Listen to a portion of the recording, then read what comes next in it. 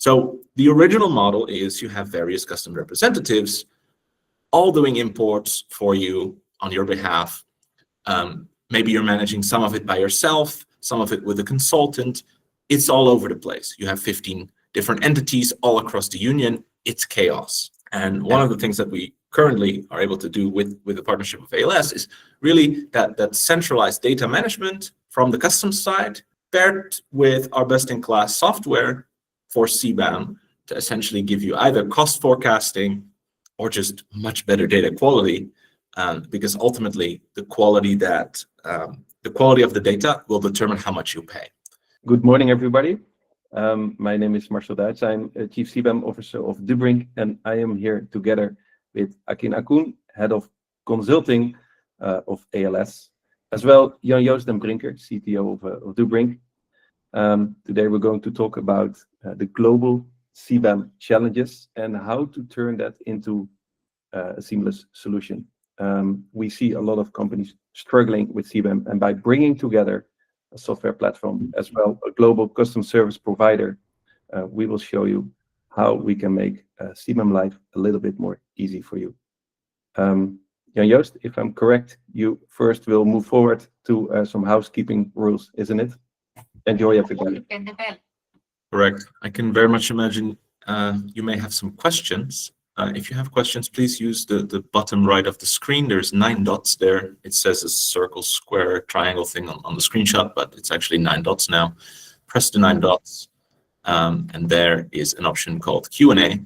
In the Q&A, please add your questions. Simply click on Ask a Question and write it there. If you already know or already see a question that has been asked, instead of asking the same question again, please be so kind to simply upvote the existing questions, which allows us to see what is the most popular question, I guess. We'll be handling questions towards the end of the presentation, but if I see questions coming in, like 15 questions about the same topic in the middle of the presentation, I may stop and interject and see if it makes sense to answer that, because then it's quite obvious. So feel free to ask questions at any time. We will mostly cover them towards the end. And that should pretty much be it. If you want subtitles, I can imagine you may want to have subtitles translated into your native language. Then you can press the CC button. As long as both Akin and myself speak clearly enough, subtitles should appear on screen. And you can then use this cogwheel on the bottom right to switch between live captions and translated captions. And you can then change the language to your preferred language of choice, which should give you essentially live subtitles of what we're saying. I had a meeting in Spanish yesterday, or I was supervising the meeting in Spanish, I guess, because I don't speak Spanish, but I was able to follow that. So it works quite well, but it is still an experimental feature, so keep that in mind as well. That being said, I would love to hand over the microphone to Akin, and we can start today's webinar. Okay, guys, thank you, Marcel, and thank you, JJ. Well, good morning, good afternoon, good evening, ladies and gentlemen, because it seems that our attendees now is covering a large jurisdiction at the moment, but you are all welcome to our presentation today. First of all, JJ or Marcel, I'm not very happy with this Google Meet thing, okay? If I may be missing something, please do not hesitate to stop me if I'm avoiding some questions or so on. So please, I need your support over there. So, okay, let's proceed. Today, we are going to talk about CBAM, but I want it to be a little bit different than the previous ones, and I wanted you to see it through the eyes of a customs broker. I choose the customs broker on purpose. I'm not going to go in detail like indirect representation. They will be coming soon, believe me, wait. But I want you to understand how we see this and what kind of challenges for even the customs brokers and the importers exist over there. Sometimes I have this feeling that very important things are missing. So Okay, proceed. When we talk about CBAM, I like to define it as a kind of party, you know. There are some privileged guests over there. I mean, the host is European Commission, which doesn't seem to be serve good music, good food, or good drink. But at the end of the day, this is a party, and we are all trying to have fun, let's say. Um, During these 2 years, the CBAM party, from my point of view, I can say it was like a reporting exercise. It was exercise. And there was one important actor over there who was doing this all discussions that you are doing with Marcel, JJ, I mean, with your exporting country officials, manufacturers, carbon experts. These were the reporting declarants, as stated, explained in the legislation. So they were taking all this information from the Dubrink portal, which is gathered from manufacturers, suppliers, amendments, uh, removing something, but it's entered into the system. This reporting declarant didn't seem to be one of the most important party at that time of the CBAM period. And he or she was responsible for submitting quarterly CBAM reports and had a limited liability, which I can say focused on the data accuracy and so on. But now, from 1st of January, we are going to enter a new era. The reporting declarant is going to be, let's say, named as an authorized CBAM declarant, as you can see here.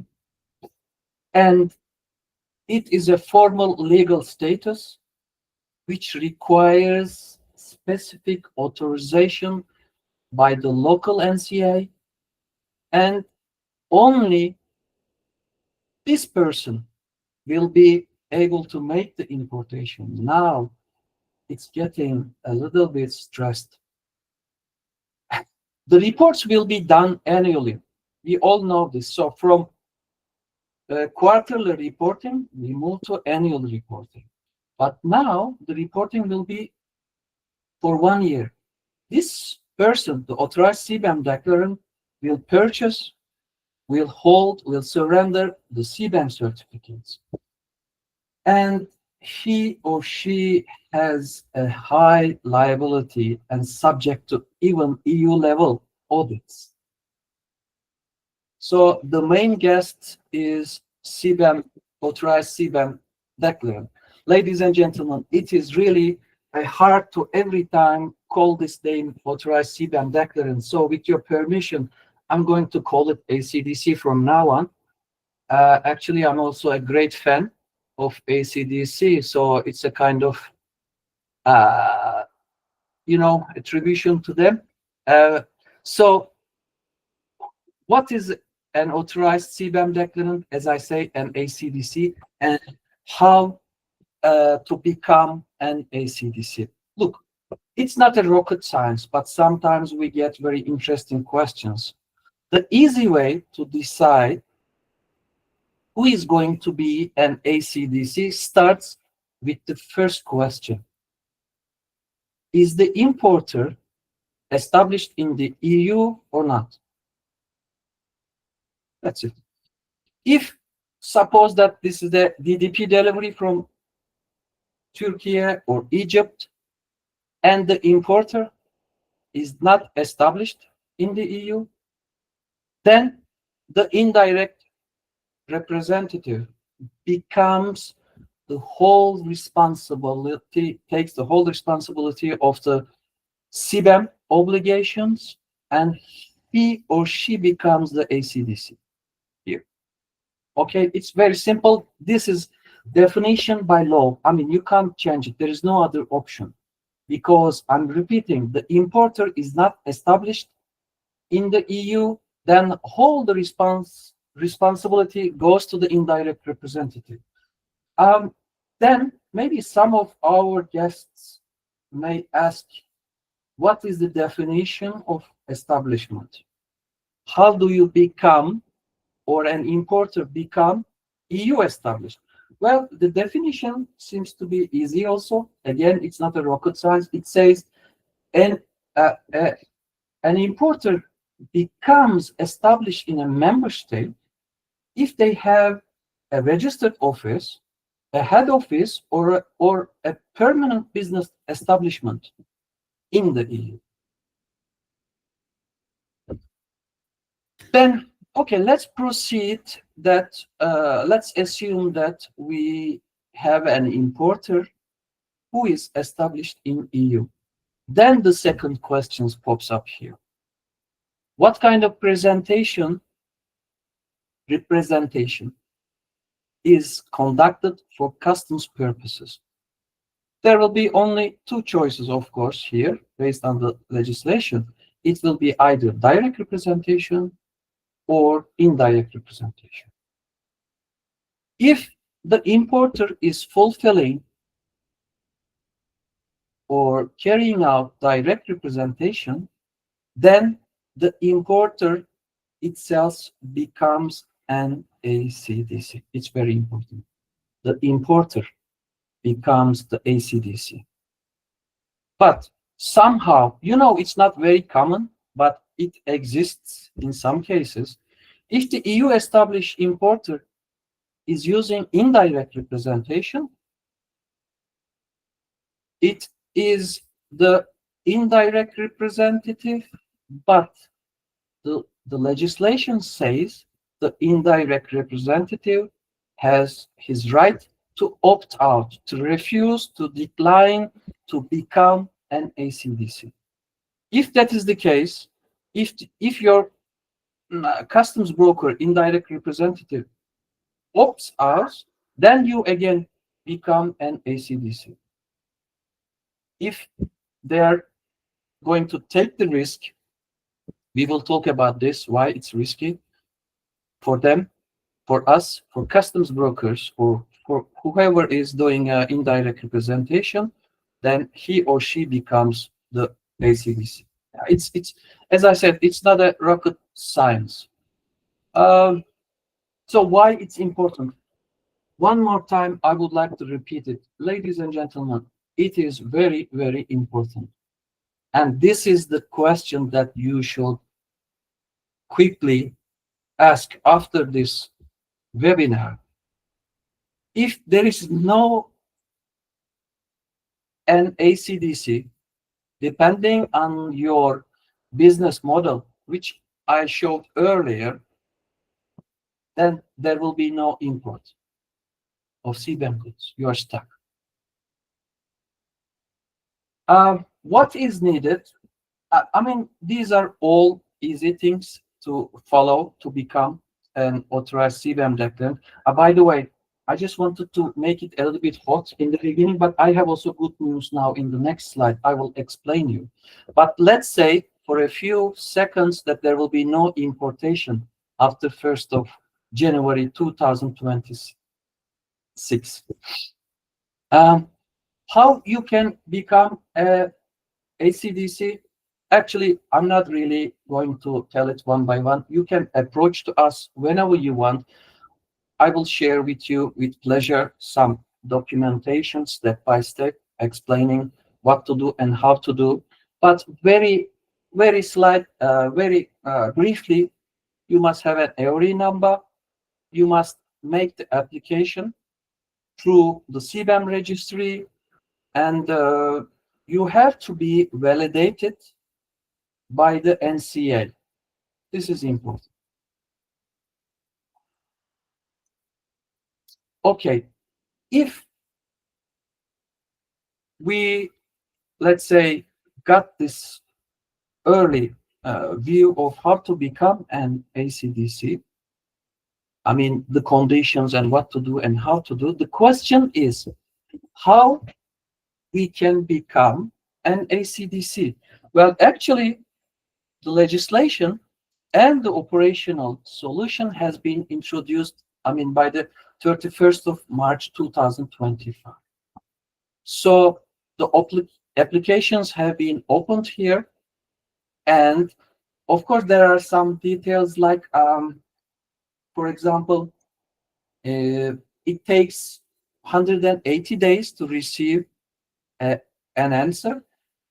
If you have applied before June, but after June the timing was about 120 days. It's a long period. Even you start to apply somewhere here, it can take 180 days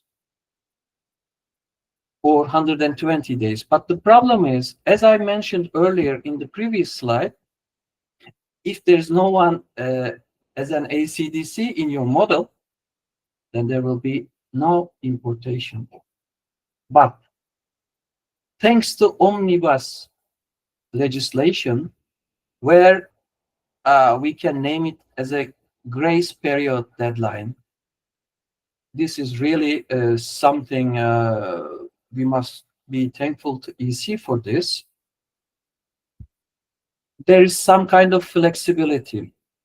You haven't made an application, or your indirect representative didn't make an application for becoming an ACDc, we still, or he or she has still chance to make an application between the 1st of January and 31st of March. Actually, you must keep in mind that we still have around 30-something days. You still didn't miss anything. The only thing is, you can make an application here, and you will be still able to import CBAM goods thanks to the EC during the whole year. But there is a risk here, ladies and gentlemen. The EC says that if you make your application between January and March, and you go on importing these goods, CBAM goods, during this period, and somewhere here, your application has been rejected, what happens? Well, what happens is they go back to the beginning, and all the CBAM imports you have done will be treated as non-compliant, and you will get retroactive penalties. You will get, surrender of CBAM certificates, but some penalties. It will be a painful. So I kindly recommend everyone who is missing this till now should do an application before 1st of January. No need to risk. Yeah, I see some questions are popping up now, but I will try to explain what kind of things, exceptions we have there. Yes, about the 50 tons and other things, I'm coming back to it, but during this period, which I will cover maybe in the upcoming slides, but as a very quick answer, if you are below the 50%, 50 tons, sorry, there is no need for you to do an ACDc application. That's for sure. I have seen a question, and I think it's an answer for you. As long as you can stay below the 50-ton threshold, okay? Okay, now I would like to ask you some questions about that you should be considering for yourself to minimize your risk about becoming an ACDc and all these payments and all the possible penalties as well. I get a lot of questions like, all right, our goods are not included in CBAM, so okay, we are free of CBAM obligations, right? Yeah. The problem is, I'm also a former Turkish customs expert. ladies and gentlemen, we like this kind of legislation, I mean the customs authority, because the risk for you is not when you declare that you are importing a CBAM product. It is, the risk is when you say, okay, I'm not a CBAM obligation, I don't have it, but I have goods which is close to these HS codes which are subject to CBAM. So this is the real risk. This is something that should make you a little bit stressed. So, I mean, commodity code accuracy is everything related to CBAM accuracy. Now, I want you to ask this question. Are we really sure about our previous classification that's showing us that we are out of CBAM? Or even I can change the question like this, because you may be not subject to CBAM. This is also a possibility, because a formal mistake or a misinterpretation, because classification is not so, I mean, it's not so easy. Sometimes I know that it can be done by mistake, by missing out something. So in any case, if you have goods which is similar, or let's say in the same CM code group, you should consider to recheck your HS codes over there. And definitely, if you want to be on the safe side, please do consider always to have a binding tariff information if it is necessary. So it is important. Rule number 1, classification. Origin. This is a very a common question, which is really confusing people. I can say you are right, because when you're talking about customs, it's origin. But CBAM is bringing something like country of origin into our, country of production, in addition to country of origin. So let me give you an example, because, I mean, there is no other easy way to put all these long wording here, but that's the only way. I will make you an example. It's a steel importation process, which is starting from India. Okay, let's assume that we have steel slabs, hot rolled, and these goods are sent to Turkey. And then from Turkey to EU. Now we will see the difference, how it ends up with different results in terms of CBAM. Well, yeah, the initial product is hot rolled steel slab. In either case, ladies and gentlemen, in terms of CBAM regulation, the country of origin is India, because the steel slabs are produced in India, and where I can define it, the embedded emissions have occurred, okay? While you are producing the slabs over there. But then, as I said, we shipped these slabs to Turkey for further processing. And now we are moving the discussion of country of origin. We had the country of production in our pocket, and in Turkey, you get some further processing.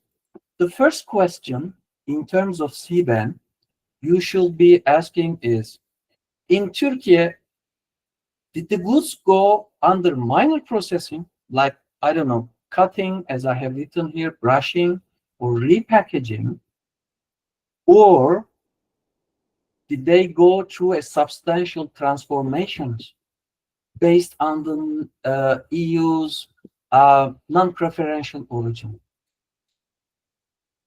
okay? Because this question is ending with two possibilities. If the goods did not go substantial transformation, in addition to country of production, the country of origin stays India. One country of production for CBAM emissions and the country of origin for the customs related things like whether there's an anti-dumping or other regulations or other, I don't know, taxation and so on, so on. So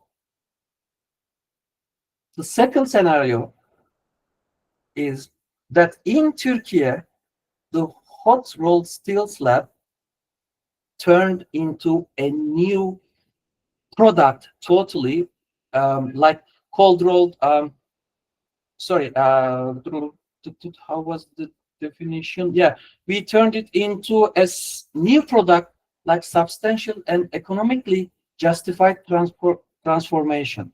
So now it became Turkish origin because from hot rolled steel slab, we have cold rolled steel coils, right? Now we still have the country of production, but now the goods became country of origin as Turkey. Now it's really, I understand your frustration, but in addition to origin, every time we have to consider the country of origin and the country of production. In this last version, I'm repeating one more time, all the CBAM obligations, like, how to say, embedded emissions and so on, will be based on the Indian figures, as we say in the CBAM. But other than that, the duties, the surveillance, the sanctions, if something is applicable, comes to Turkey. So this is something you should definitely sit down with your indirect representative or customs related people or your team and to consider and to have a look at this.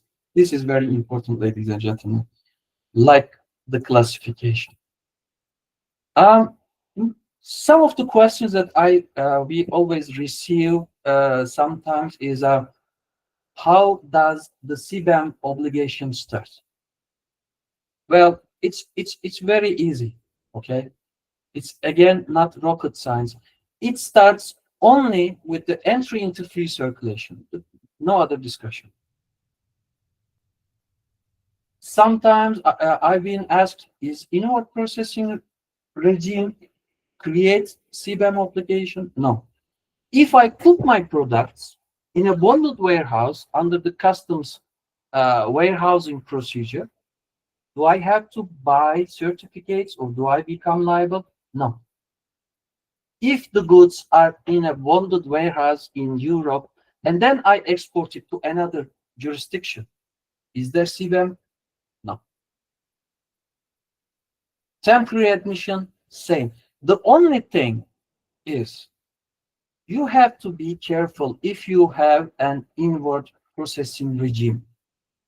I'm repeating, when you get the CBAM products into EU under IPR and you produce something new and then you export it out of EU, no CBAM.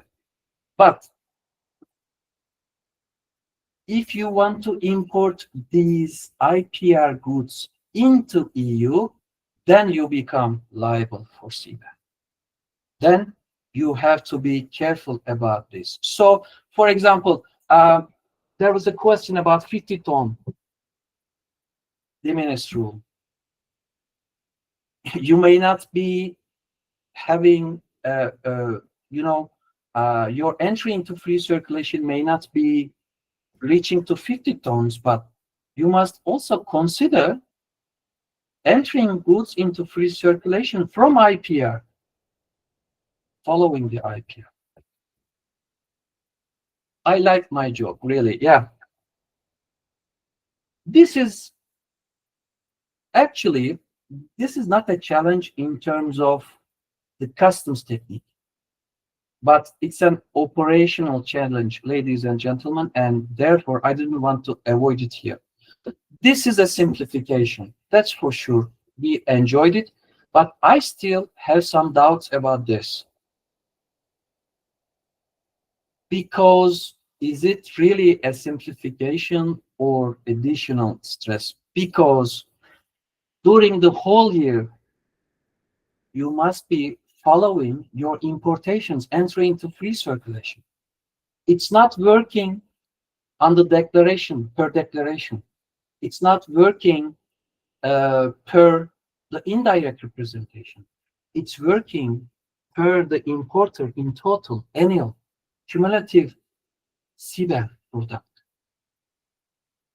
So if you have, for example, indirect representation, depending on whether you are established or non-established, I don't really put it into consideration. If you have multiple customs brokers, now who is going to follow this calculation?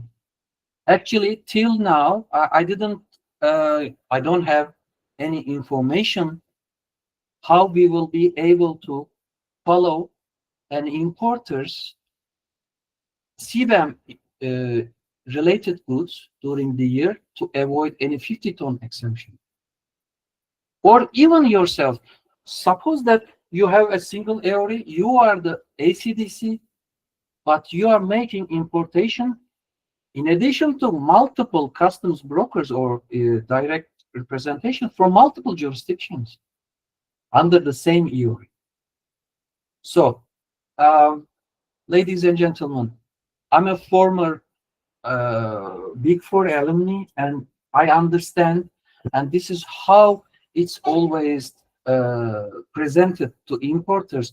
It's always good to have multiple customs brokers if you want to avoid some risk.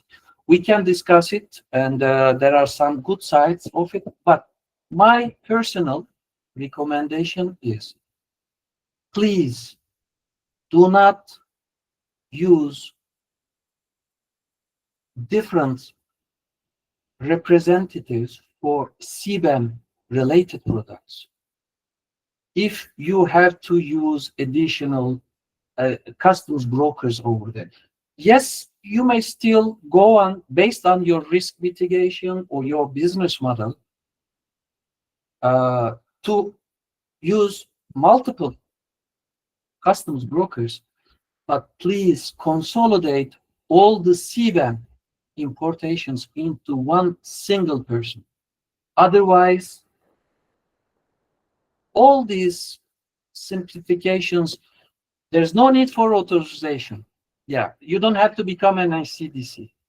You don't have to make a CBAM declaration, but you don't have to purchase, but you still have a risk. Even you miss 100 kilo, 1 kilo, you become responsible. How I like this word, retrospectively, and you will be reporting everything during the year, and you have to surrender the CBAM. And the most important thing, you have to apply and become an ACDc if you exceed this exemption. So this is very, very important. It's not a customs technique like origin classification, but it is a very important operational challenge you have to sit down and consider. Yeah, as you can see, CBAM puts a lot of pressure on indirect representatives who become, by definition or willingly, an ACDc. But the problem is,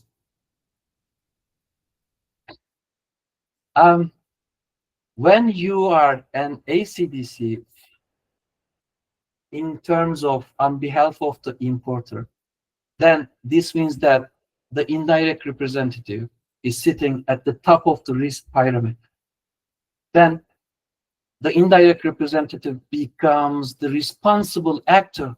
All the financial liability, all the penalty, all the reputational thing, because you have to, how to say, in the eyes of EC, the indirect representative is responsible. So therefore, in the market, it's so common that every day we hear that the indirect representative saying, sorry, I'm not going to do your reporting. I'm not going to become an ACDc. You are on your own. So it becomes more and more harder to find an indirect representative to act as an ACDC. If it's not compulsory, I'm repeating, for a non-EU established importer, there is no other way. But other than that, it's getting impossible. Then now I would like to explain how we saw this in ALS, this CBAM thing and everything.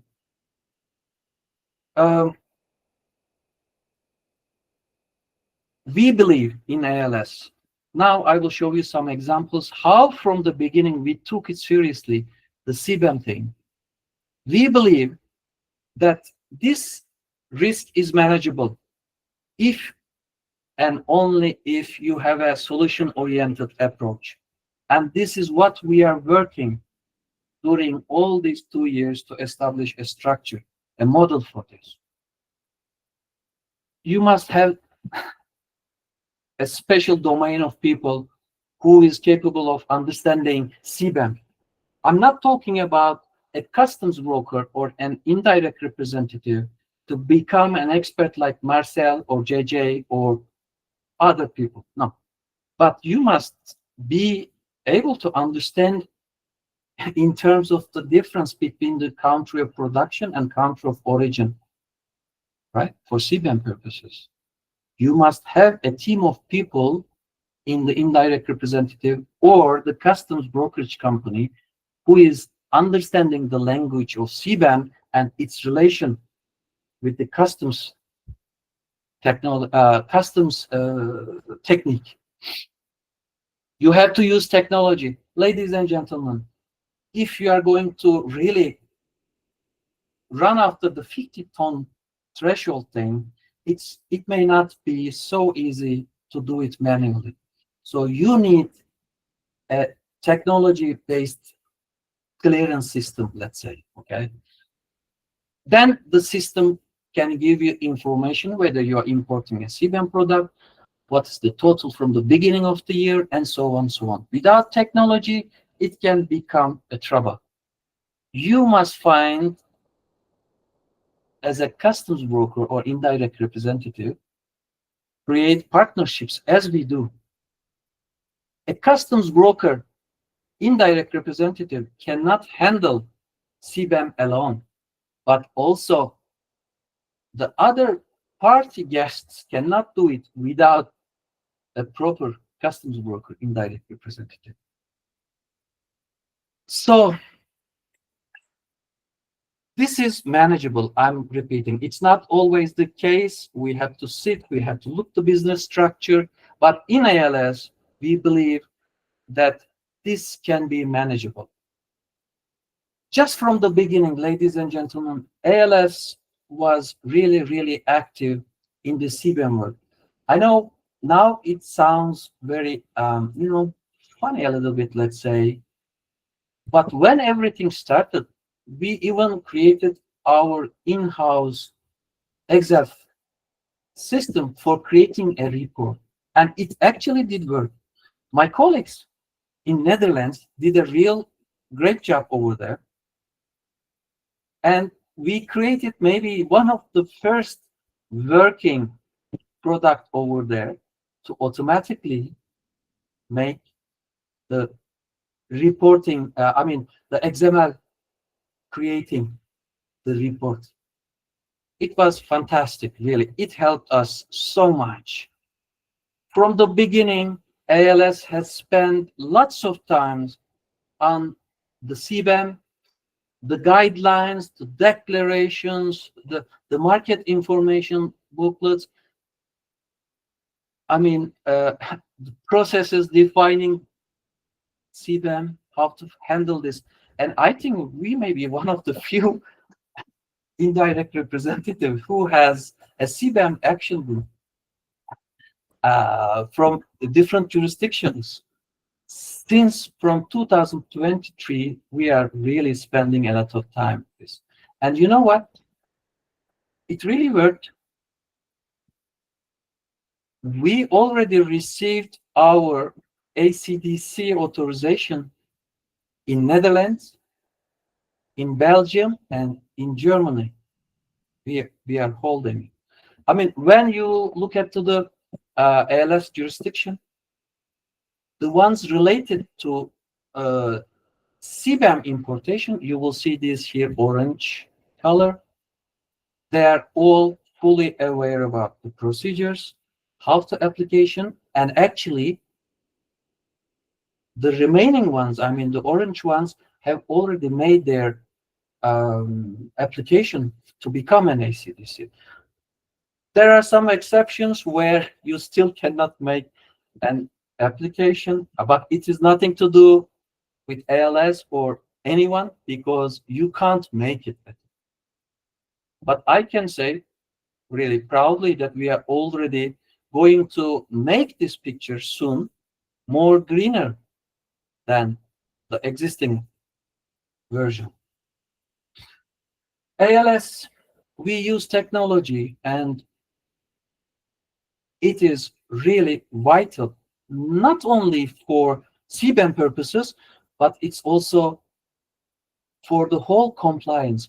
We are using an in-house customs management system, which allows you to create clearances with one data set, okay, in different jurisdictions.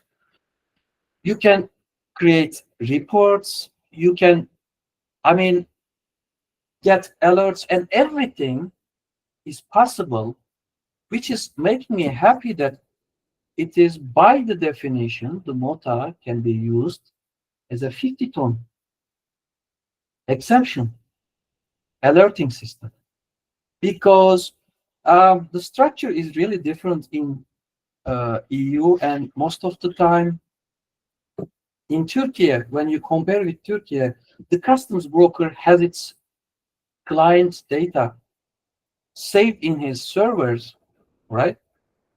And it sends it to the customs authority, but he or she cannot get all the reports, all the required things in an instant. In EU, this is not the case. But MOTA, I'm not talking about the whole SAD data. I'm talking about we get some data through MOTA, we enrich it, we use it, submitting your declaration, which gives me a great flexibility, not only for CBAM, but for most of the compliance. Actually, it's too much time required to discuss this, but without technology, I believe CBAM will be also hard to follow.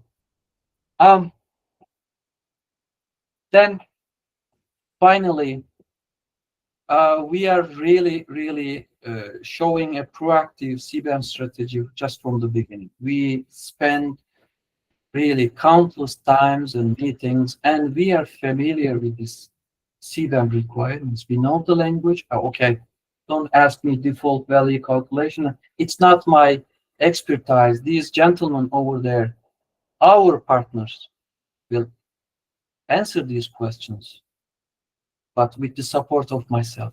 We have the CBAM expert experience because from beginning, we have been doing the reporting quarterly based. So there is an experience lying there. When you work with the ALS, you will be working with brokerage and consultants teams, which are interconnected with each other throughout the Europe in the jurisdiction I have already showed. So we can provide you support about CBAM in these different EU member states as one single body, one authority, one contact. Yeah, finally, I reached to my final slide. I like Marcel recently introduced a definition as spaghetti CBAM. I believe this is something originating from the coding programming thing, where they call something like spaghetti coding, which means that, I mean, the flow is not consistent, it's all messed up, and you can't see an accurate flow of business. It is a really great definition, Marcel, really, for the CBAM, the current situation. But in short, sorry. And considering the time, would you mind if I quickly interject and show a few slides as well, so that we can then go into the Q&A, because we also have a lot of questions. I do from the apologize. audience. Yeah, I can't stop Would that it. be all And, right? Perfect. And please because go I ahead. also have this slide, so we can touch upon that Yeah. in just a minute. Fantastic. Let me just share my screen. Good afternoon, ladies and gentlemen. I'll try to keep this very short. I just want to touch upon a few points. Also, some of the questions that came up, I will answer those in just a minute. I think we'll probably run late, let's be honest. We'll be a few minutes late, but I don't have that many things to share today. But if you do have any questions afterwards, please just get in touch with either of us, and it will find its way to the right person. Whether it's customs, it will be ALS taking care of that, or whether it's CBAM, then possibly it will end up on our doorstep. Quickly about myself, I'm the Chief Technology Officer at Dubrink. I'm also the Vice President of the International Association for CBAM. I'm quite actively involved in CBAM. I speak about it almost every day. If I'm not speaking about it, then I'm working on our software solution for CBAM. I wanted to start with a banger, something that everybody will be asking. And the real question is, how much will CBAM cost? And the reason is, it's really complicated. And I originally I really thought that the reason it's so complicated is because they want to make it very, very unfriendly towards importers. The truth is that is much less the matter, and it just seems that they have found a solution, a working system that would work for every single player in the CBAM supply chain. And that makes for a very complicated formula. This is part of the CBAM cost formula. It's immensely complicated, and I would definitely not recommend you to read this as entertainment. This is what we do on a daily basis, but it's also absolutely unworkable for people that have other things to do than just CBAM. There's two things you really have to take away from this presentation. You need to know about the price of carbon, and you need to know about embedded emissions. Now, the price of carbon since 2005 is linked to any production sites in the European Union that exceed a certain size. They all pay for carbon. This is a commodity market, like you have the NASDAQ in the US, stock market. Supply and demand essentially drives that. What drives the carbon price? It could be something like electricity prices. If electricity is very cheap, it becomes cheaper to produce using electricity. If gas prices are high, are low. If gas prices are low, it means it's more fuel efficient or cost efficient to switch to, for example, gas, which would then increase more CO2. And that's essentially some of the factors that drive this market. Like I said, it started in 2005, and that's for domestic or European installations. Now, for CBAM, it's obviously coming into play for anyone importing into the European Union as well. And the reason for that is, if you pay for emissions in Europe, then logically you would pay for emissions that are essentially released outside of Europe. That brings us to the question, what are embedded emissions in the first place? So if we look at a super simple view of a production facility, we have a supplier, a production process, see the flame, and the output of this is essentially goods. Goods or services, but really it's goods for this conversation. And these goods end up on the doorstep of the importer. Now, as combustion takes place in the production facility, CO2 is released. This CO2 is not actually in the product. So it is not embedded within the product, but it is essentially related to the production of this process, of this product. And therefore, we still call this embedded emissions, even though the emissions are not embedded within the product, but they are closely related to the production of that product. That then brings you to the question, what do we need to collect in order to actually find out what emissions, right? And that's installation data, so address info, but also production process information. And of course, emission data. So factories need to track essentially all the different things they're doing in their factory, how much natural gas they're burning, how much diesel oil, all of these complicated variables. And the European Commission decided that the best way to share this in the supply chain is using this, which is the Excel communication template. This is originally the format that was used. It's quite a hefty Excel, but the real problem is not so much this Excel. The problem is the simplistic or overly simplistic view that the European Union had of a supply chain. This is how they view a supply chain. An importer and a supplier are always direct relations. And then, yeah, okay, there is some complexity in here. Supplier 2 has 2 production sites, but essentially they're the same supplier. The problem with that view is that the reality looks more like this, where there is suppliers and sub-suppliers and potentially distributors in the mix. And if you rely on an Excel-based model, you end up with this chaos, where everyone is sending you Excel sheets up and down because that's the only official format. Now, take the complexity of the pricing formula I showed you before and the complexity of the communication template I'm showing you now. That essentially gives you the chaos that makes CBAM so difficult. And it also gives us essentially the reason why Dubrink originally started, because we decided we're going to tackle this.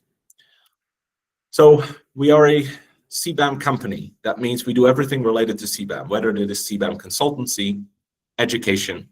Part of our services are the Academy, for example, which usually we give webinars under.